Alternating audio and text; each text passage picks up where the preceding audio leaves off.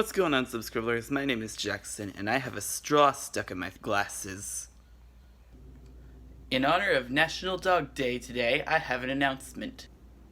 I am making a scooter short film for the Bonita Springs Short Film Festival. Isn't that great? And, yeah, it'll be a different story, sort of, and yeah.